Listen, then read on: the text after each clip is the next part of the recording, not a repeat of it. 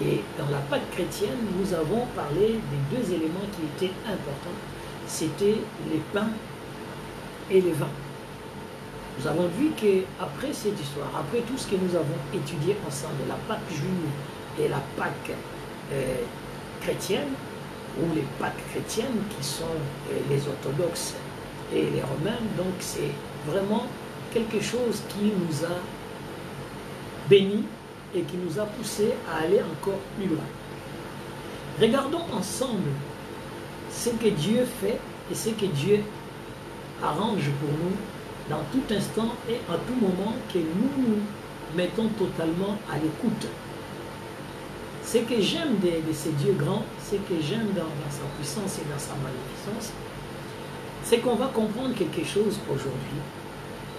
Parce qu'à tout moment et à tout instant, quand nous lisons les Écritures et que nous allons vraiment dans les Écritures, nous allons comprendre quelque chose qui va se passer. Revenons dans notre texte de tous les temps, ce texte-là où nous avons commencé à regarder la grandeur et la puissance de Dieu. La Pâque en soi, ou les Pâques, si nous prenons la Pâque de Christ, donc Christ étant notre Pâque, tel que la parole de Dieu nous dit, Christ étant notre Pâque, si nous allons dans Christ étant notre Pâque, nous allons comprendre trois dimensions de cette Pâque.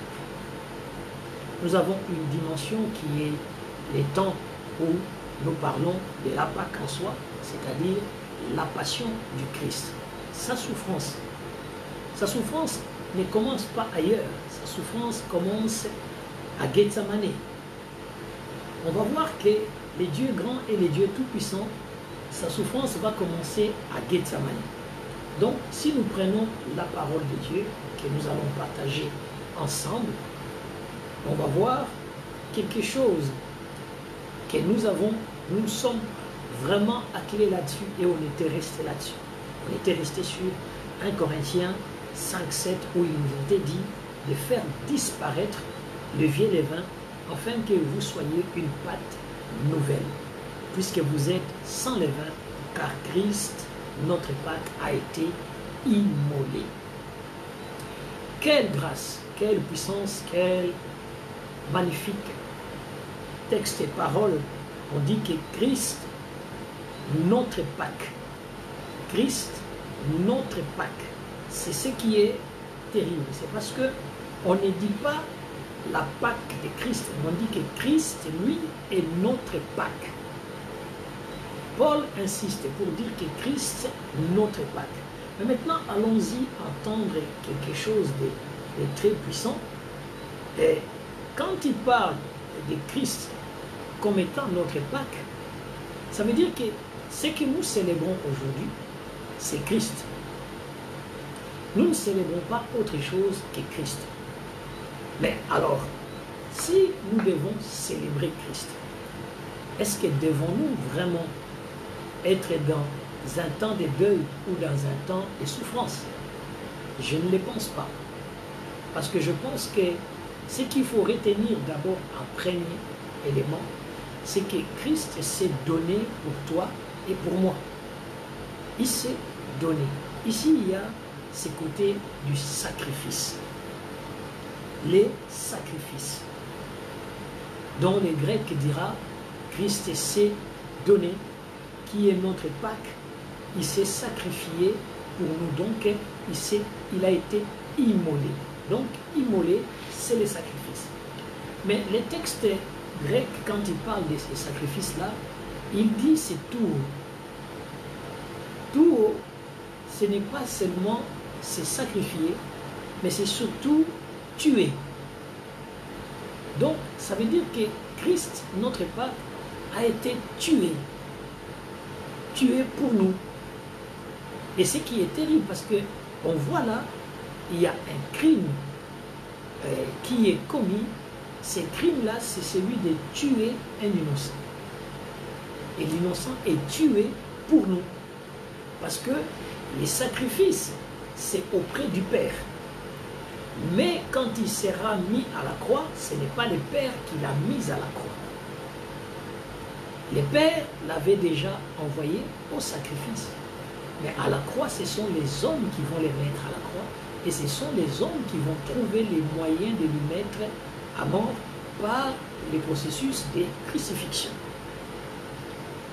C'est que ici, retenons quelque chose de vraiment très très sérieux parce qu'on va évoluer et avancer avec la grâce de Dieu. C'est que la Pâque en soi, ou bien notre Pâque à nous, tel que nous sommes en train de la regarder, cette Pâque-là, n'est pas seulement un élément simple, mais c'est un élément que nous devons aller regarder surtout les mystères de la croix. Les mystères de la croix. Parce qu'il ne va pas seulement être crucifié, mais il va finir, il va être tué à la croix. Allons-y ensemble dans les textes, parce que nous allons faire une étude et puis nous allons prier ensemble. Nous allons donner gloire à Dieu pour que nous puissions aller plus dans la prière avec sa puissance. Retournons dans notre texte de Matthieu. Allons-y dans Matthieu 26 où nous étions, parce que j'aime bien ça. J'ai choisi le premier évangile parce que c'est plus simple pour tout le monde. On voit que Matthieu 26, c'est pas quelque chose de simple. Et dans Matthieu 26, lorsque la femme va oindre ou va mettre du parfum sur Jésus-Christ, on va voir que la Bible nous dit à partir de 26, 14, il dit « Alors l'un des 12 appelé Judas, l'un des 12 appelé Judas, Iscariote, donc fils d'Iscariote, alla vers les principaux sacrificateurs. » Donc, il alla vers les principaux sacrificateurs. Au moment où Judas va chez les principaux sacrificateurs, quand on suit maintenant le cours de l'histoire, on aurait l'impression que Judas a attendu seulement prendre la Sainte Seine pour aller. Mais ici, le texte nous fait comprendre que Judas est allé participer au complot. Et la Bible nous dit très bien, lorsqu'on formera des complots, je ne suis pas dedans. Dieu dit, lorsqu'on formera des complots contre vous, je ne suis pas dedans. Et on voit ce qui va se passer. Qu'est-ce qui va se passer? Judas va aller voir les sacrificateurs. Les sacrificateurs qui, eux déjà, étaient très fâchés par l'entrée triomphale de Jésus-Christ. Quand Jésus entre à Jérusalem et qu'on a crié Hosanna, Hosanna, ces sacrificateurs étaient très fâchés. Mais maintenant, il y a quelque chose qui se passe. C'est que Judas, quand tu l'as vu, ce qu'on a fait pour honorer Jésus, quand il a vu ce qu'on a fait pour élever Jésus, on nous dit que Judas s'est senti mal. Laissez-moi dire à quelqu'un quelque chose. T'arrives-tu de te sentir mal quand on bénit quelqu'un? T'arrives-tu de te sentir mal quand on fait du bien à quelqu'un? T'arrives-tu à te sentir mal quand quelqu'un témoigne ce que Dieu fait avec lui? C'est qu'il y a un problème. Parce que ce qui est agréable, ce qui est de quelqu'un à la position dont Jésus était, c'est que Jésus était son maître. Quand on bénit son maître, il devait être très content de la bénédiction que son maître reçoit. Mais quand on bénit son maître, il n'est pas content du tout. Il va pour maintenant chercher à détruire ce qu'on veut faire pour le maître. Mais comme il ne peut pas atteindre la bénédiction, comme il ne peut pas arrêter la bénédiction, comme il ne peut pas bloquer la bénédiction, il cherche le moyen de détruire celui qui est béni. Écoutez bien ce que je dis. La bénédiction, on ne peut pas l'arrêter. Ta bénédiction, on ne peut pas la stopper. Ta bénédiction, on ne peut pas te le prendre. Mais on peut déranger les bénis, la personne qui est bénie. On peut faire le complot contre la personne qui est bénie, mais on ne peut pas bloquer ta bénédiction. Alors, ne pense pas qu'il y a quelqu'un qui a la capacité de bloquer ta bénédiction. Je peux parler à quelqu'un ce soir. Écoutez-moi très bien. La Bible déclare ceci. Dieu décida de bénir Job. Quand Dieu décide de bénir Job, on est allé bouger Job, mais on n'a pas bougé sa bénédiction. Oh, laisse-moi toucher le cœur de quelqu'un ce soir et lui dire que tu es béni, de lui dire que le Seigneur est en train de faire un projet merveilleux pour ta vie. Et ce projet-là, même si on te dérange, toi, les bénis, la personne qui doit la recevoir, sache qu'on ne peut pas arrêter ta bénédiction. Je ne sais pas si quelqu'un peut dire un bon amen, quelqu'un peut écrire un vrai amen, parce que laisse-moi t'exhorter, laisse-moi te faire comprendre une chose. La Bible déclare ceci. Dieu a tant aimé le monde qu'il a donné son Fils, afin que quiconque croit en lui ne périsse point, mais qu'il ait la vie éternelle. Dieu donc bénit celui qui va suivre Jésus. Et si Dieu t'a déjà béni, on peut déranger celui qui va recevoir la bénédiction, mais on ne pourra pas déranger la bénédiction. Surtout quand la bénédiction est déjà décidée. Laisse-moi aller, peut-être là où nous sommes, la parole de Dieu est en train de nous amener, est en train de m'amener dans des profondeurs d'autres choses, mais je sens que la gloire et la puissance de Dieu est en train de toucher la vie de quelqu'un. Bien-aimé, qui t'a dit que tu n'es pas béni? Qui t'a dit que tu ne seras pas béni? Qui t'a dit que tu n'as pas de bénédiction? Écoute, on est en train de te bouger, toi, parce qu'on fait des complots contre toi. Mais on ne peut pas faire des complots contre ta bénédiction.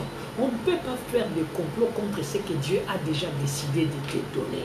Ce que Dieu a décidé de nous donner, c'était de nous donner Christ et Jésus, afin que nous ayons la vie éternelle. Alors personne ne peut empêcher ce que Dieu a déjà béni sur toi, et que ce que Dieu a déjà mis pour toi, personne ne peut l'empêcher, mais on peut te bouger toi, on peut te rendre malade, on peut te rendre faible, on peut te rendre dans tous les états dont on va toucher ta chair afin de détruire ton âme, mais l'Esprit de Dieu qui a décidé sur ta bénédiction, bien-aimé, ne pourra jamais, jamais, jamais, jamais être enlevé. C'est pourquoi il est dit, le fils de la promesse ne meurt jamais. Parce que la promesse de Dieu étant sur Job, quand Dieu dit à Job, et que la Bible dit, Dieu se réunit en conseil et décide de bénir Job. Mais Satan décide d'attaquer Job par la bénédiction. Bien-aimé, ne regarde pas la situation, ne regarde pas ce que tu es, ne regarde pas ceux qui sont en train de comploter contre toi, mais regarde ce que le Seigneur a décidé de faire dans ta vie, ce que le Seigneur a décidé de faire de ta vie.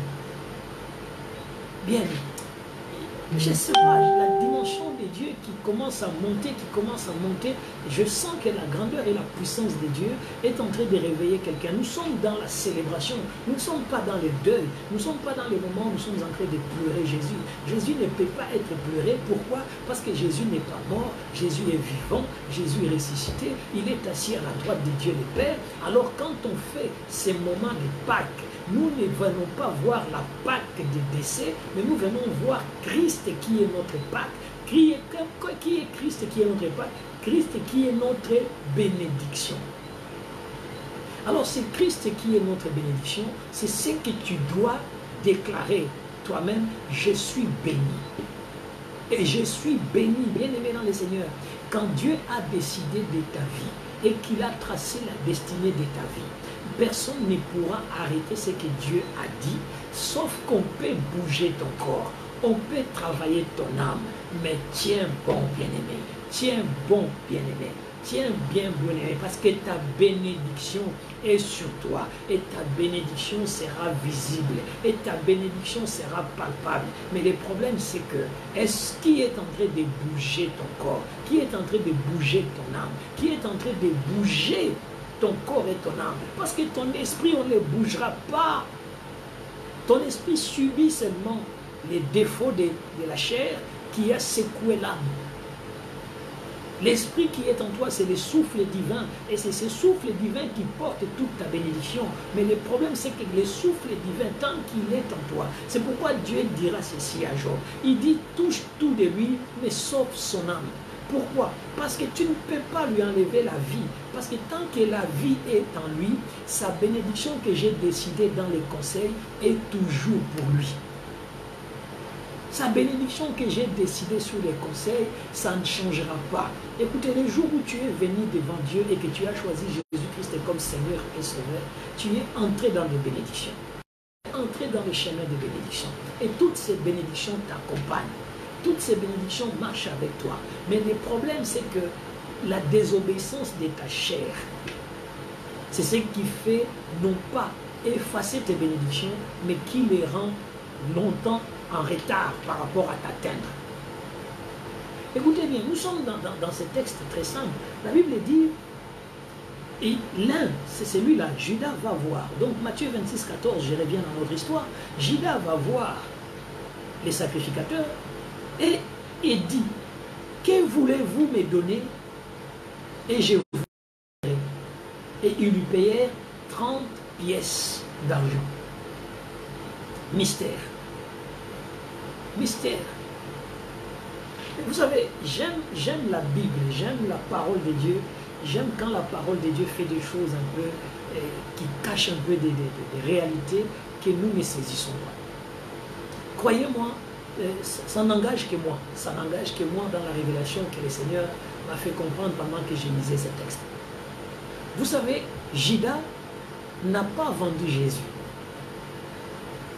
Judas a vendu l'enfant. Donc Judas a vendu la chair de Jésus, mais Judas n'a pas vendu Christ. Quelqu'un est en train de se dire, mais prophète, qu'est-ce que tu veux nous dire là? Laissez-moi prendre une bonne position pour te l'expliquer très bien. Laissez-moi te l'expliquer correctement. Écoute bien ceci et garde bien ceci. Judas n'a jamais livré Christ. Judas a livré les fils de Marie, donc la chair. Pourquoi? C'est très simple. Quand est-ce que Christ est devenu Christ? Et quand est-ce qu'il était resté enfant de Marie et de Joseph? La Bible déclare ceci. Jusqu'à l'âge de 30 ans, c'était Christ. C'était pas Christ, c'était Jésus, le fils de Joseph et de Marie. Et quand il va vendre Jésus, il va vendre cet homme-là. Parce qu'on ne peut pas vendre le oin. On ne peut pas vendre le oin. C'est pourquoi 30 qu'il a réussi symbolise les 30 ans de Jésus-Christ en tant qu'homme de la chair, cette chair qui va être crucifiée parce que l'esprit ne sera jamais crucifié. L'esprit ne sera jamais crucifié, mais c'est cette âme, c'est ce corps mortel qui a eu 30 années d'existence qu'on va vendre parce que les 3 années de ministère, ce n'est plus les fils de Joseph et de Marie, mais c'est Christ et le oint. Et quand Judas va aller, on va lui payer l'âge de Jésus-Christ. Quel âge? L'âge en dehors du ministère. Mais à l'intérieur de cet âge du ministère, il y a des éléments un peu spéciaux qui sont cachés dedans. C'est que les 30 années charnelles vont vivre quelque chose de grand. Parce que pendant que lui, il donne ces 30 années de la chair, il a oublié 3. Les 3 années du ministère, les 3 années du Christ. Or, les 3 années du Christ, avec ce qui est fait, en effaçant les 30, il est resté le chiffre 3, et le chiffre 3 devient le chiffre de la résurrection. Ça veut dire que quelque part, Judas n'a fait que confirmer que celui que vous allez prendre, ce n'est pas celui que vous êtes en train de chercher, mais vous allez prendre la chair, mais vous ne prendrez jamais l'esprit qui est à l'intérieur de lui, qui est loin. Donc, Judas se rend compte, quand il reçoit l'argent, il ne reçoit pas l'argent de Christ, mais il reçoit l'argent de Jésus. Donc, on va tuer l'homme, mais on ne pourra jamais tuer l'Esprit de Dieu qui est à l'intérieur. L'Esprit de Dieu ne meurt jamais. L'Esprit de Dieu reste vivant. L'Esprit de Dieu ne change pas. L'Esprit de Dieu demeure. Et c'est pour cette raison, nous n'avons pas un deuil, nous, mais nous avons une célébration parce que la résurrection a été totalement séparée. Christ a été séparé de Jésus, fils de Joseph et de Marie, avec Christ, Dieu au milieu de nous. Si on ne l'avait pas séparé, par cette attribution de l'achat de la chair, parce qu'ils ont acheté la chair du Christ, mais ils n'ont pas acheté Christ.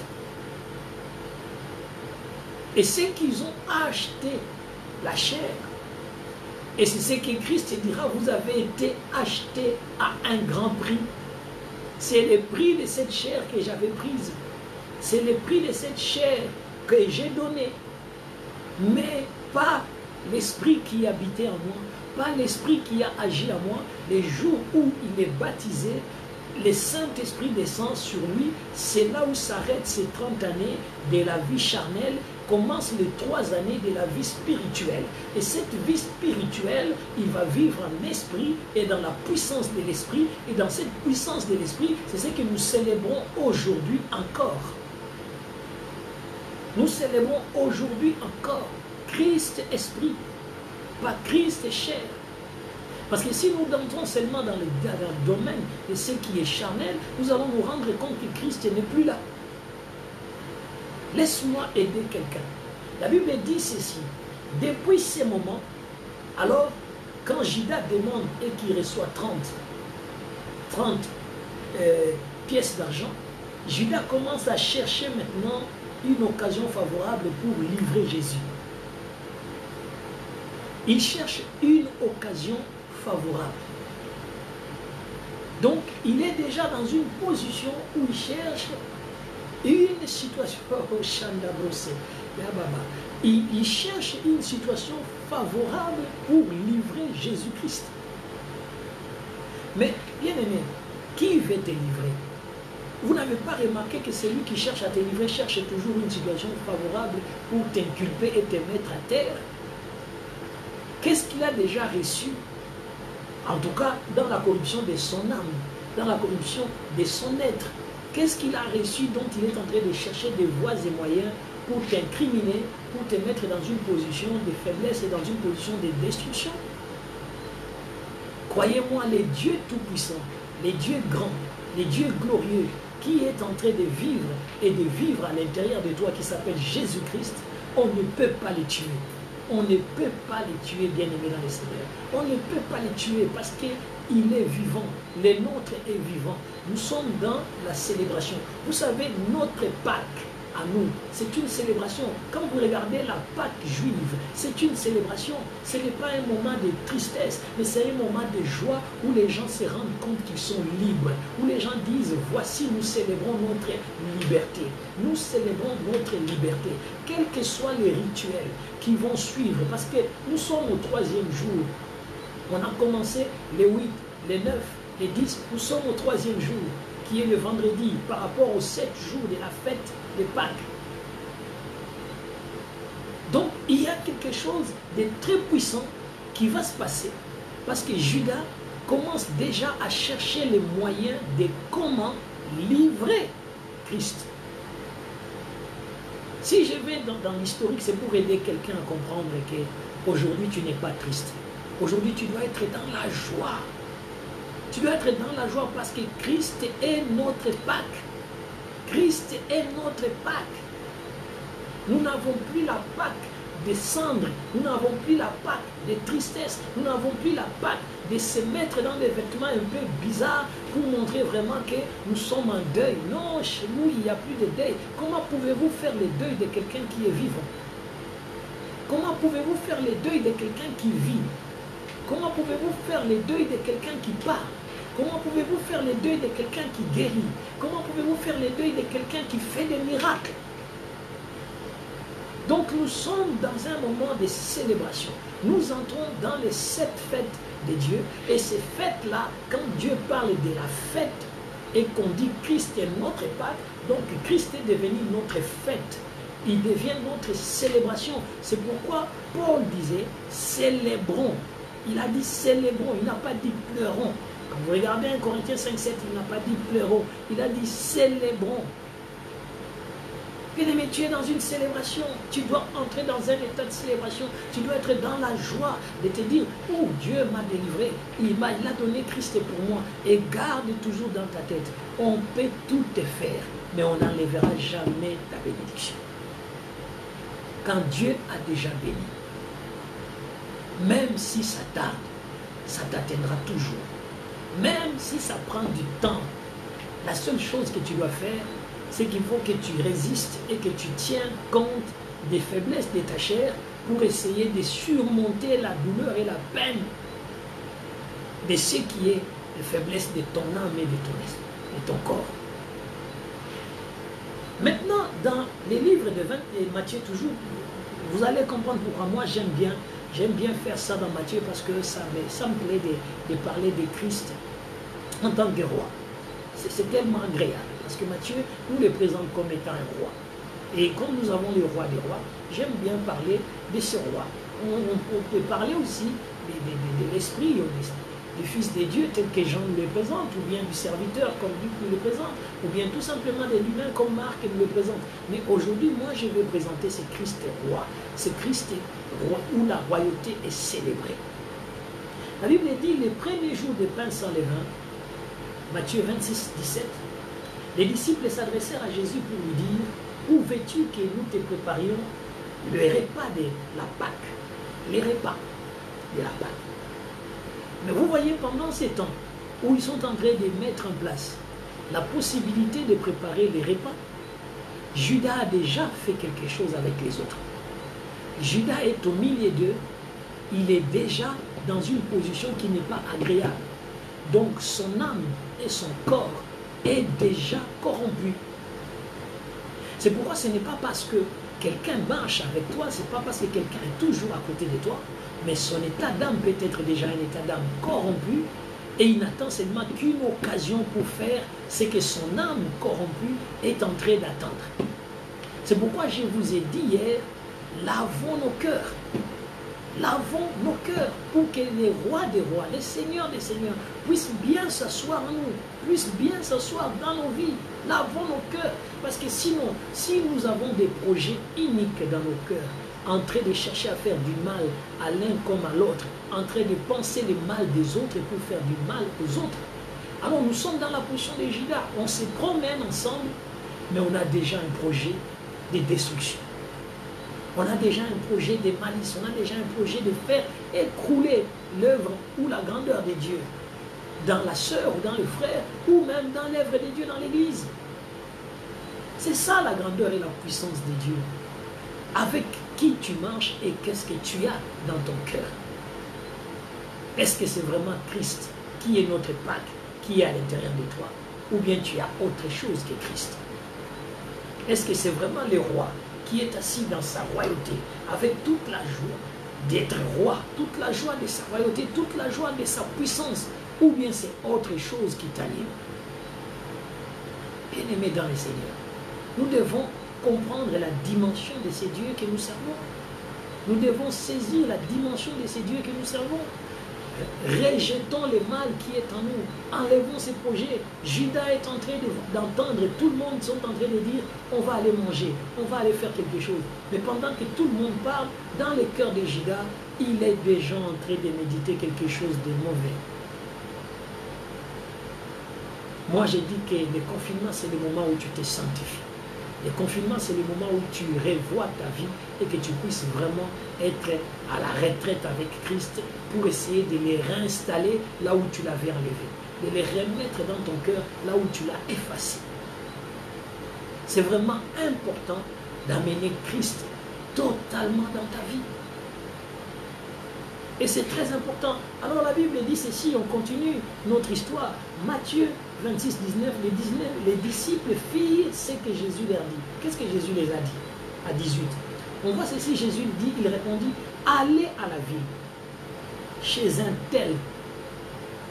Et vous lui direz, le maître dit, mon temps est proche. Je ferai chez toi la Pâque avec mes disciples, mon temps est proche. Et ce n'est pas les temps de la mort seulement, mais c'est les temps de la gloire. C'est le temps où le Père va glorifier son Fils et le Fils va glorifier le Père. C'est ce temps-là, c'est le temps de la gloire. C'est le temps où la gloire de Dieu, la gloire de ce Dieu puissant va se manifester et la gloire de ce Dieu puissant est prête.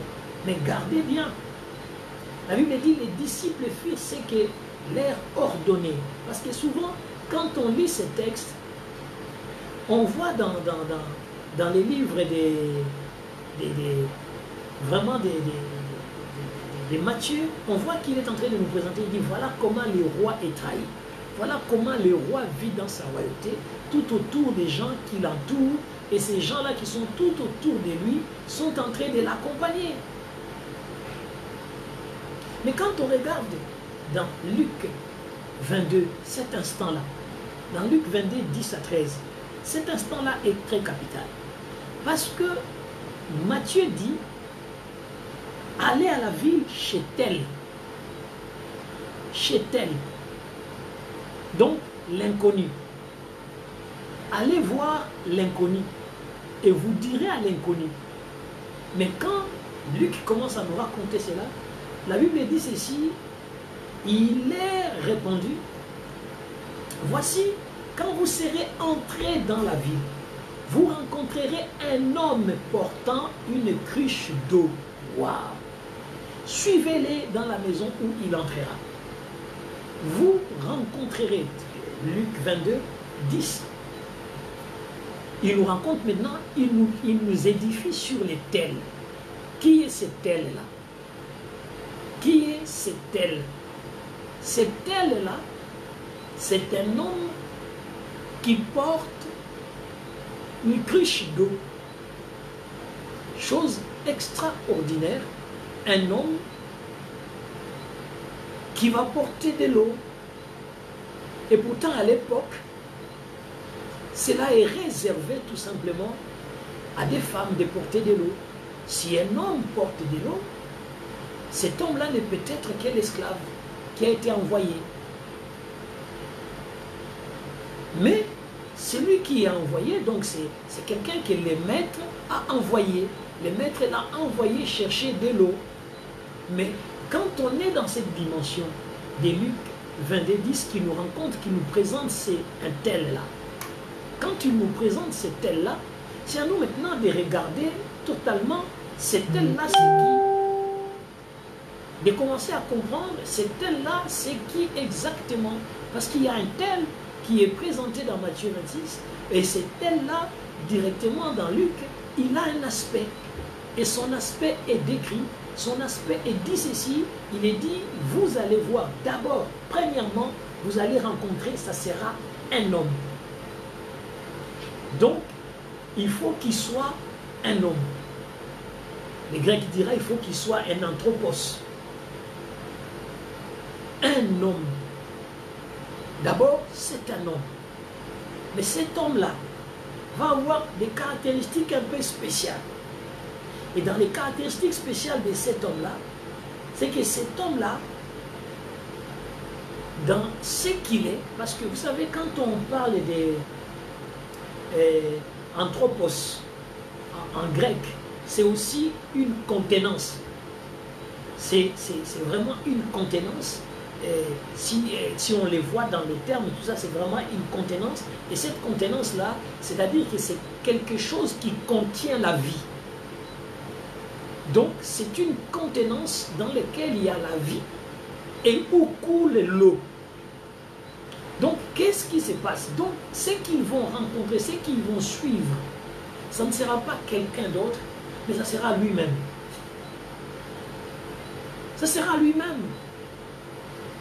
Bon, peut-être quelqu'un va me dire, mais prophète, c'est quoi cette histoire? Comment tu nous dis qu'il peut paraître partout? Non, ce n'est pas question qu'il n'est pas autre chose. Il faut comprendre une chose.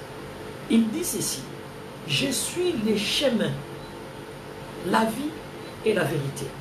Et si les disciples doivent suivre les chemins, ça ne peut être que lui-même. Ça ne peut être que lui-même qui montre les lieux où il doit célébrer la Sainte Seine. Parce que c'est lui-même qui choisit l'endroit. C'est lui-même qui sait ce qui va se passer dans cet endroit. C'est lui-même, il dit suivez-moi. Il n'a pas dit vous trouverez, il dit quand vous allez être là-bas, suivez-moi tout simplement. C'est-à-dire que suivez-moi là où je vais vous amener pour manger. Suivez-moi là où je vais vous amener pour qu'on partage la vie qui est en moi. Suivez-moi là où je vais vous donner des garanties pour que vous puissiez continuer à vivre sans crainte, sans quoi que ce soit. Et c'est ça la grandeur. Et il dit, quand vous allez suivre cet homme, vous ne lui parlerez pas. D'ailleurs, quand cet homme va entrer dans cette maison, il va disparaître. Il va disparaître parce que quand vous serez maintenant dans la maison, vous ne verrez plus cet homme. Mais vous direz au maître de la maison, les maîtres te disent, où est les lieux? Où est les lieux où je mangerai la Pâque avec mes disciples? Écoutez, ce n'est pas dit, quand vous regardez ce texte, vous allez comprendre les merveilles de la puissance de Dieu. Les merveilles de celui qui connaît toutes choses, de celui qui a déjà tout préparé. Tout est fait et tout est déjà préparé. Et quand ces choses sont préparées, elles sont déjà bien préparées. Voilà, nous sommes dans ces moments-là où on ne va pas lui poser la question « Choisis-nous une place ». Non, on pose la question, on dit « Où est les lieux où je mangerai la Pâque avec mes disciples ?» Donc c'est un lieu que tu connais. C'est un lieu que le maître connaît. Parce que le maître ne sait même pas qui les a envoyés. Le maître sait tout simplement qu'il y a des gens qui viennent, qui lui disent « Le maître te dit ». Donc si le maître te dit, c'est que toi tu es un serviteur. Et qui est ce serviteur qui prépare la table? Qui est ce serviteur qui est en train de dresser la table? Revenons dans la puissance de la révélation du Seigneur. Shalom, prophétesse Sarah. Et écoutez, revenons dans cette dimension de la parole de Dieu. Maintenant, nous sommes dans la révélation de David. Nous entrons dans la révélation de David. David dit, il dresse une table. Il dresse une table devant moi et mes ennemis. Il dresse une table devant moi et mes ennemis. Shalom mon apôtre, William. Shalom, shalom. Donc, il dresse une table. Bien-aimés dans le Seigneur, commencez à entrer dans la dimension de la compréhension de la parole de Dieu. Je vous ai dit, Judas, dans son cœur, il a déjà ce qui est en train de le faire du mal. C'est pourquoi je vous ai dit, toute mauvaise pensée à l'intérieur de vous, faites attention, si vous ne l'éteignez pas, il sera accompli. Mais pendant que tout le monde sont dans la joie d'aller manger, Jésus leur dit, vous allez entrer dans la ville. Et quand vous entrerez dans la ville, vous allez remarquer quelqu'un. Et ce quelqu'un-là, c'est moi-même, parce que je suis le chemin, et je suis la vérité, et je suis l'eau de vie.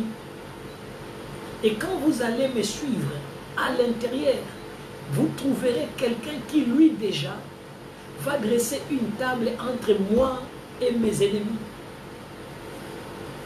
Et il va dresser cette table entre moi et mes ennemis. Nous sommes maintenant là, David est en train de nous dire, David est en train de nous expliquer ce qui va se passer avec les bergers. David est en train de nous expliquer, quand on, pardonnez-moi bien-aimé dans le Seigneur, pardonnez-moi d'aller dans ces psaumes-là, parce que peut-être que quelques-uns sont en train de se poser la question, qu'est-ce que le prophète est en train de nous dire? Et ici, quand on regarde dans les psaumes 23, on voit qu'il est dit, l'Éternel est mon berger, je ne manquerai de rien. Mais regardez, il arrive à un moment, David nous dit dans 23,5, il dit, tu dresses devant moi une table en face de mes adversaires. Mais quand tu as dressé cette table, qu'est-ce que tu fais? Tu me oins. Tu me oins. Donc, tu me oins. David est en train de parler de son berger, il est en train de parler de ses dieux grands, il est en train de parler, il a caché cette vérité, mais cette vérité-là, nous l'avons peut-être pris que c'était David. Mais il faut savoir une chose, à un certain moment, quand on crie vers Jésus, on crie « Fils de David ». La dimension de la puissance de la parole de Dieu, c'est de saisir les éléments que Dieu met en place pour que vous puissiez comprendre ce que Dieu fait. Parce que la parole en soi n'est pas prise, partagée, mais la parole est prise un. Il est un, tout simplement. C'est une seule parole que Dieu a sortie et cette parole-là s'est faite chair. Donc il a pris des proportions. Mais regardez ici. Et puis il y a une chose qui est bien dit. Quelque chose qui va se passer dans ces moments-là. Quand il parle dans le psaume 23, il dit tu dresses devant moi une table. Et qu'est-ce qui va être dressé comme table? Ça sera entre Christ et ceux qui en veulent à sa mort, qui sont les sacrificateurs, qui sont cachés dans Juda. Qui sont cachés dans Juda. Donc ils sont Christ et les sacrificateurs, mais les sacrificateurs sont dans Juda. Dieu dresse une table à ce moment-là entre lui et ses adversaires. Mais maintenant, qu'est-ce que Dieu va faire? Il faut que la coupe déborde. Il faut que la coupe déborde. Non pas seulement que je vais te oindre, mais il va couler quelque chose. Vous savez, quand la coupe déborde, c'est qu'il y a quelque chose qui va sortir de la coupe. Quelque chose va sortir de la coupe. Et ce qui va sortir de la coupe va déborder au point que ce n'est pas le propriétaire de la coupe qui va boire ce qui déborde, parce que ce qui déborde est bu par autre personne que celui qui est le propriétaire de la coupe. Alléluia. J'aime ces dieux-là. J'aime ces dieux-là.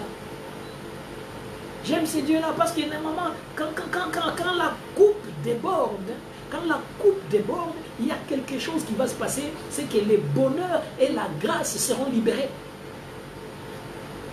Les bonheurs et la grâce vont être libérés. Pourquoi? Parce que la coupe a débordé. Parce que, oh Jésus, vous savez, et ce qui fait que quand vous avez saisi la dimension de ce que je vous donne comme partage aujourd'hui, vous n'allez pas vous dire que je ne suis pas béni. Vous devez dire que vous êtes béni, bien-aimé dans le Seigneur. La Bible déclare ceci. Au moment où cette coupe, donc quand on a dressé la table entre Jésus et les sacrificateurs, c'est-à-dire entre l'alliance nouvelle et l'ancienne alliance. Donc l'opposition entre la nouvelle alliance et l'ancienne alliance ne peut pas être manifestée s'il n'y a pas d'abord Christ qui s'appelle le oint. Donc tu oins. Tu oins quoi? Tu oins d'huile ma tête. Donc je suis celui qui est oint. Et je suis la tête qui est oint. Mais ce n'est pas seulement le oint qui est nécessaire, mais il faut que la coupe, donc qui est la mienne, parce que c'est ma coupe. Mais ma coupe en question doit déborder. Et quand il déborde, il va verser le surplus sur ceux qui ne devaient pas boire. Et quand le surplus sera versé sur ceux qui ne pouvaient pas boire, à ce moment-là s'ouvre une autre dimension de la puissance de Dieu. Il a libéré le bonheur et la grâce. Et le bonheur et la grâce deviennent l'élément qui nous accompagne tous les jours de notre vie. Et qu'est-ce qui va se passer à ce moment-là? Nous sommes devenus des habitants de la maison de l'Éternel. Je ne sais pas si... que Dieu aide quelqu'un. Que Dieu aide quelqu'un. Que Dieu aide un enfant de Dieu. Je bénis le Seigneur parce que j'aimerais que cette bénédiction que tu reçois, de cet enseignement que tu reçois, que tu puisses saisir la dimension de ce que David a dit. J'ai dit, mon maître, mon Dieu m'a dit, assis-toi à ma droite. Vous savez, David a été quelqu'un qui vivait les révélations et qui voyait les révélations. Et quand vous commencez à étudier et à comprendre pourquoi on va l'appeler fils de David, vous allez comprendre que dans David, il y avait tout ce qui était révélation de l'alliance de Dieu. Je vous ai tout dit que David est venu compléter l'année totale par rapport à l'alliance abrahamique et l'alliance davidique. Quand on met l'alliance abrahamique et l'alliance davidique, c'est à ce moment-là que nous totalisons un jour. des dieux. Et ces jours des dieux, c'était Christ. Ces jours des dieux, c'est Christ. Et ce Christ-là a été déjà appelé berger. Et c'est pourquoi quand David parle des bergers, il ne parle pas des dieux seulement, mais il parle surtout du vrai berger qui devait venir et qui devait accomplir les choses. Il faut saisir la dimension. Maintenant, qu'est-ce qui se passe? Quand la coupe a débordé, alors le bonheur et la grâce. Nous sommes dans quel temps? Les temps de grâce et les temps de bonheur. Donc, ils sont là. Ça nous accompagne tous les jours de notre vie. C'est pourquoi je t'ai dit, habite tout simplement la maison de l'Éternel jusqu'à la fin de tes jours. Parce que tu es devenu toi-même l'habitation où Christ vit. Si Christ vit en toi, c'est que tu es la maison de Dieu. Voici cette révélation que Dieu t'ouvre, qui est dans une dimension où tu dois vraiment être totalement restauré, de savoir que tu ne marches pas sans bénédiction, tu marches avec la bénédiction. C'est que l'ennemi cherche tout simplement à tourmenter ta chair et à déranger ton âme, afin que ta bénédiction ne puisse pas t'atteindre. Et souvent, quand on te provoque et que tu réponds charnellement, tu es en train de retarder ta bénédiction. Parce qu'à ce moment-là, la table qui a été dressée entre toi et tes adversaires, tu viens de la perdre. Mais le Seigneur veut que maintenant tu puisses comprendre que lui aussi, il a été le premier à être face à ses adversaires. Mais qui incarnait ses adversaires? Judas Iscariote. Et souvent, tu seras toujours en train de marcher quelquefois avec celui qui va te faire encore plus de mal. Mais pourtant, tu ne dois pas craindre cela. Parce qu'il faut que ta coupe, ça veut dire qu'il faut que ta souffrance déborde pour que le bonheur et la grâce t'accompagnent. Pour que le bonheur et la grâce s'installent dans ta vie. Tiens bon, résiste. Parce que tu es la maison, l'habitation du Seigneur. Il faut que tu saches une chose. Dieu n'a pas fait les choses par hasard. Il a tout arrangé. Et quand je commence à prendre la dimension de la méditation de la parole de Dieu, vous allez saisir la dimension de Dieu. Chaque chose est donnée. Jésus lui-même choisit un endroit où ils doivent manger. Et Jésus lui-même est en train d'accomplir ce que les bergers font. Il dresse une table. Et pendant qu'il a dressé cette table-là, la chose va se passer. Nous allons vivre un élément, pardonnez-moi de retourner dans notre Matthieu 26. Donc, nous retournons dans notre Matthieu 26 et nous allons voir quelque chose. Maintenant, à ce moment-là, ils sont en train de manger avec cette aile que nous avons vue dans Luc 22. Parce qu'on peut aller, on peut rester et terminer l'histoire du côté de Luc 22. Mais il faut maintenant savoir, la table est dressée. Maintenant, les soirs étant venus, comme dit notre ami dans Matthieu, les soirs étant venus, Matthieu 26, 20, il s'est mis à table avec les 12. Donc la table est dressée. Mais le problème, c'est que ce ne sont pas les 12 qui ont dressé la table. Ce n'est pas eux. C'est lui-même, Jésus, qui a dressé la table. C'est lui-même qui a dressé la table. Il est lui-même le Christ. Et pendant qu'il mange, il dit, je vous l'ai dit, l'un de vous me livrera. Donc, je suis à table avec mes adversaires. Bien-aimés, ne craignez pas ceux qui sont en train de chercher à vous faire du mal. Parce que, à côté de ce qu'ils prévoient, ils ne savent pas qu'ils sont en train d'accomplir les projets et les plans de Dieu. Parce que les gens qui commençaient à chercher à faire du mal à Joseph ne savaient même pas qu'ils sont en train de pousser Joseph à sa royauté. Souvent, les gens qui te font du mal, ils te poussent sans savoir vers ta bénédiction puissante. Ils te poussent vers ton élévation. Mais ils ne sont pas conscients parce qu'ils ne se rendent pas compte de ce qu'ils font. Ils ne se rendent pas compte de ce qu'ils sont en train de créer. Mais ils sont en train de te donner la gloire. Ils sont en train de te pousser à être glorifié. C'est pourquoi souvent, moi, Je ne déteste pas les gens qui me font du mal. Au contraire, je les aime bien. Je les aime parce que je me dis, au moins eux sont en train de me permettre d'avancer encore plus, de prendre encore plus. Parce que au moins je sais maintenant qui était autour de ma table, qui était en train de partager ma table. Parce qu'avec celui qui partageait ma table, c'est au moment de l'épreuve sur ma table que je saurai qui est mon adversaire.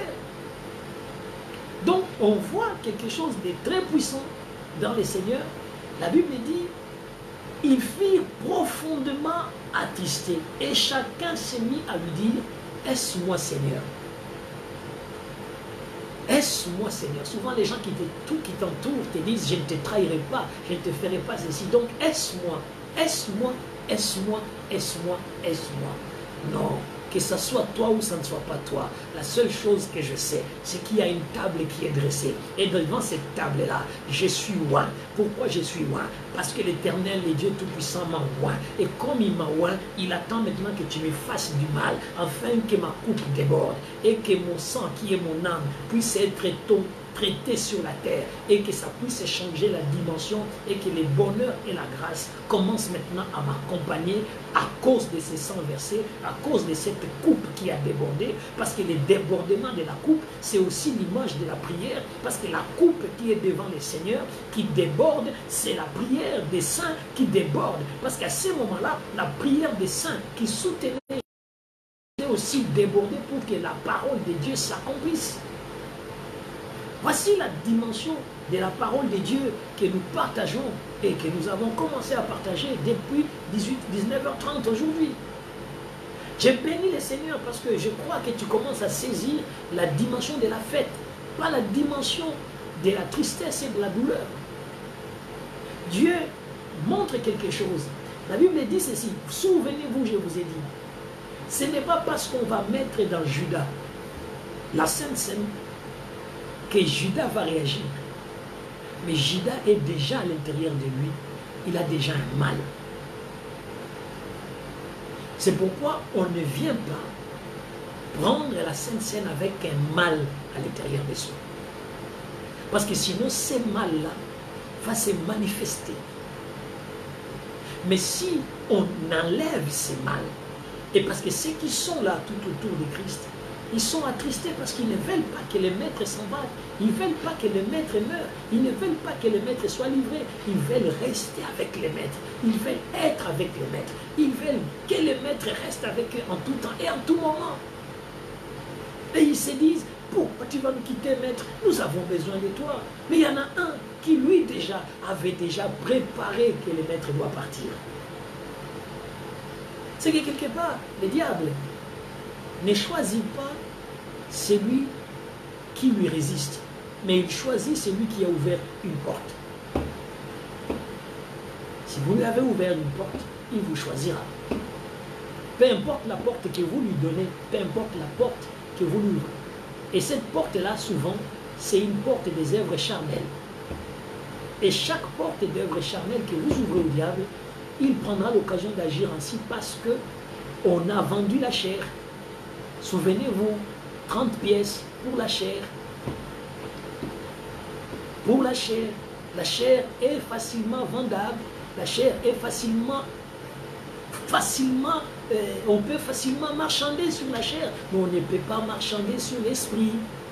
L'esprit doit résister parce que l'esprit a la vie, et l'esprit qui a la vie, c'est Christ lui-même en toi qui vit. Mais la chair, bien aimé dans le Seigneur, il faut se dire qu'une chose, les 30, on a vendu la chair, mais on n'a pas pu vendre l'esprit. Et l'esprit a tout préparé, parce que sachant que la chair est vendue, mais l'esprit a tout préparé. Judas, qui est assise là, a déjà à l'intérieur de lui une pensée. A déjà à l'intérieur de lui une pensée. Quelle est la pensée que tu as dans ton cœur, bien-aimé dans le Seigneur? Enlève cette pensée. Quelle est la chose qui est en train de marcher avec toi?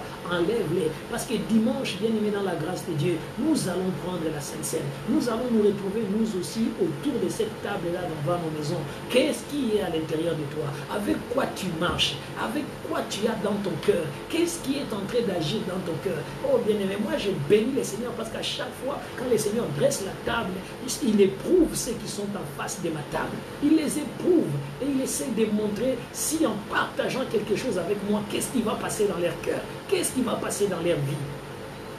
Et souvent c'est comme ça, Dieu fait que tu approches. Vous savez, Dieu, c'est pour cette raison que vous êtes souvent étonnés de dire, ceux qui vous trahissent, ce sont ceux qui sont proches de vous. Non, ce sont ceux que vous avez donné l'occasion d'être autour de la table. Et au moment de autour de la table, la puissance de Dieu qui est à l'intérieur de vous va débloquer et va débusquer tout ce qui se trouve dans l'autre. Et vous n'allez pas traîner à le savoir. Prenez du temps. Ce n'est pas vous. Ce n'est pas Christ qui a quitté la table. Ce n'est pas Christ qui a quitté la table. Mais c'est Judas qui quitte la table. Gardez bien ça dans la tête. Ce n'est pas vous qui quitterez la table. Mais l'adversaire quittera la table. L'adversaire va se dire, c'est moi qui quitte la table. Nous sommes tous les deux à table, mais est-ce que tu vas résister? Nous sommes tous les deux là, mais est-ce que tu vas résister? Parce que ce que nous allons partager, c'est Christ notre Pâque. Et quand nous allons partager Christ notre Pâque, la gloire de Dieu va se manifester. Le bonheur et la grâce vont être libérés. Est-ce que tu seras là pour résister à ce bonheur et à la grâce? Voilà l'histoire. Jésus dit, le Fils de l'homme s'en va, selon ce qui est écrit de lui. Mais malheur à l'homme par qui le Fils de l'homme est livré. Mieux vaudrait pour cet homme qu'il ne fût pas né. Mieux vaudrait pour cet homme qu'il ne fût pas né. C'est encore meilleur que cette personne ne naisse pas.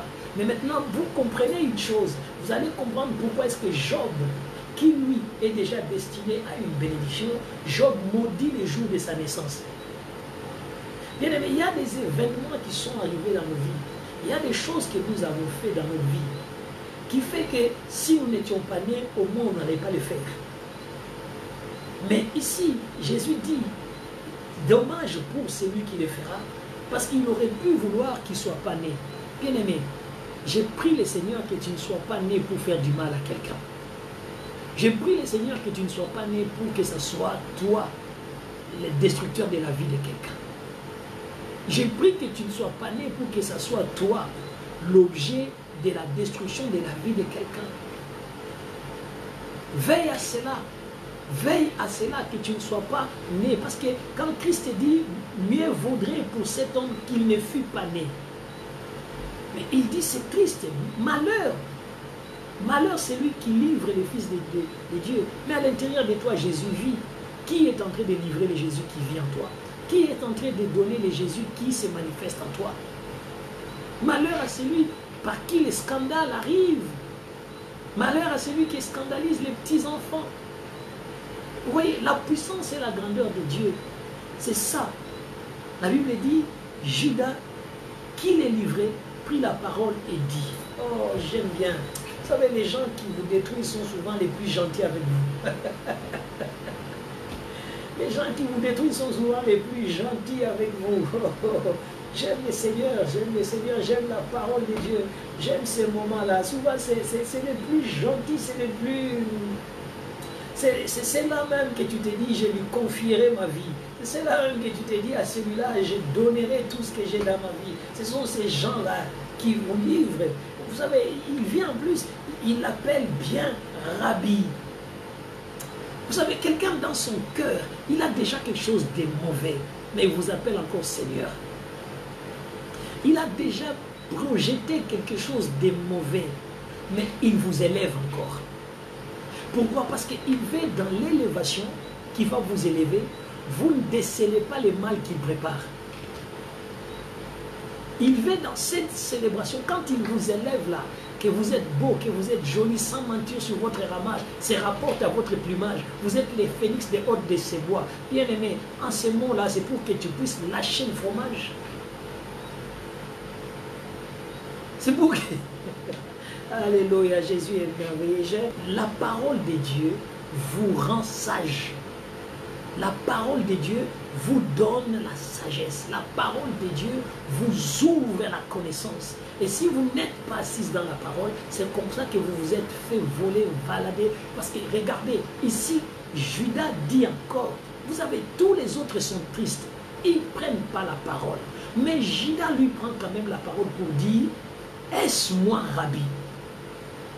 Vous savez la réponse de Jésus? tu l'as dit. Il n'a pas dit c'est toi. Il dit tu l'as dit. Tu l'as dit parce que c'est de l'abondance des cœurs que la bouche parle. C'est de l'abondance.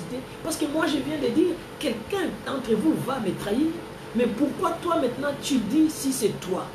C'est qu'à l'intérieur de ton cœur, il y a déjà une prédisposition à cela. C'est pourquoi Jésus lui répond, tu l'as dit.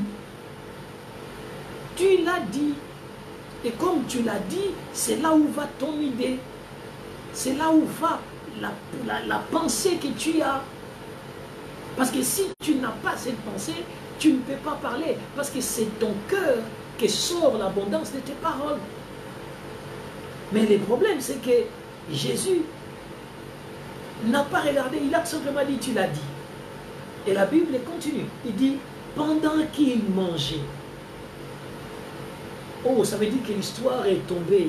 L'histoire, on l'a oubliée. On est déjà en train de célébrer. On est en train de manger. On est en train d'être dans la joie. Donc la fête commence.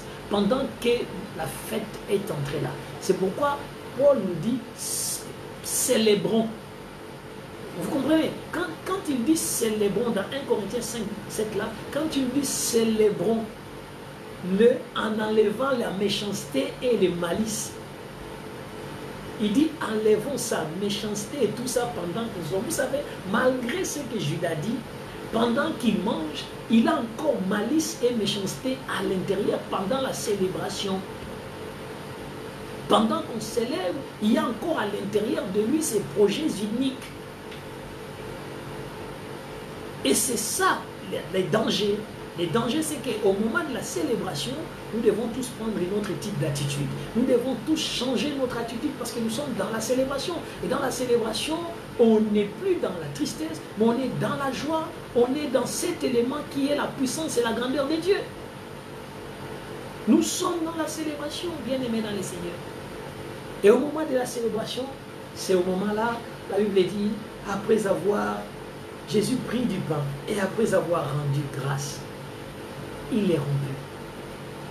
J'aime bien. Les donnant aux disciples en disant, prenez, mangez, ceci est mon corps. Prenez, mangez. Vous savez, il y a des partages, il y a des gens avec qui tu partageras ta table, mais tu ne peux pas imaginer ce qui se trouve dans leur cœur. Parce que Jésus, ce n'est pas les disciples qui donnent, mais c'est Christ qui donne. Il y a des gens qui tu donnes, mais ils te veulent du mal. Tu te donnes, mais ils te veulent du mal. Tu te livres pour eux, mais ils te veulent du mal. Ça veut dire malgré les biens que tu les fais, malgré ce que tu es en train de donner pour eux, mais à l'intérieur de leur cœur, ils cherchent matin, midi, soir, comment te faire tomber. Comment te faire tuer. Je bénis le Seigneur parce que c'est la méditation de la parole qui ouvre l'intelligence. Et beaucoup de gens ne comprennent pas la vie du Christ. Quelle vie simple. Il n'a pas dit c'est Judas, il ne l'a pas cité. Il a dit laissons faire les choses. Et pendant qu'on laisse faire les choses, je ne vais pas m'arrêter de lui faire du bien. C'est pourquoi la Bible vous dit, n'arrêtez pas de faire du bien. Ce n'est pas parce qu'on vous a fait du mal, vous arrêtez du bien. Non, n'arrêtez pas de faire du bien. Continuez à faire du bien parce que c'est bien là que vous allez faire. C'est ce qui va permettre que ceux qui ne vous aiment pas soient visibles. C'est le bien que vous faites qui va les mettre à la lumière. C'est le bien que vous faites qui vont mettre la lumière pour que tout le monde voit malgré le bien que tu lui fais. Celui-là, donc c'est les mauvais. Parce que le bien que tu fais, c'est la lumière que tu mets sur cette personne afin que ça puisse détecter. Dès qu'il y a quelque chose de mauvais, les gens vont regarder le bien que tu lui fais et ils vont dire, il y a un problème. C'est ça la grandeur et la puissance de Dieu. Et Jésus lui a fait du bien. Il n'a pas dit, je ferai du bien seulement aux 11 et je ne le ferai pas à Judas. Non, non, il a fait même les biens à Judas. Il a même donné à Judas les mêmes. Et il a même dit à Judas la même bénédiction. Il a même proclamé pour Judas la même chose. Il ne s'est pas arrêté de lui faire du bien. N'arrêtez pas de faire du bien, bien-aimés dans le Seigneur. Ne regardez pas parce que les gens vous font du mal et vous vous dites je ne vais plus faire du bien. Faites le bien tout le temps parce que c'est le bien qui fait que... Parce que quand vous faites le bien, c'est que vous mettez la lumière et cette lumière fera voir les ténèbres qui existent au milieu de vous. Le bien, c'est la lumière.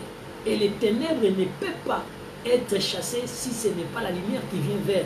C'est la lumière qui chasse les ténèbres. Si vous faites beaucoup du bien, les méchants qui sont tout autour de vous, qui ne savent pas le faire, vous quitteront. Parce que comme ils ne savent pas faire ce que vous faites, ils vont s'éloigner de vous. Ils vont vous quitter. Et Jésus fait ce bien-là. Mangez. Ceci est mon corps. Je le livre même pour Judas. Il prit ensuite une coupe et après avoir rendu grâce, il allait donner en disant, buvez-en tous.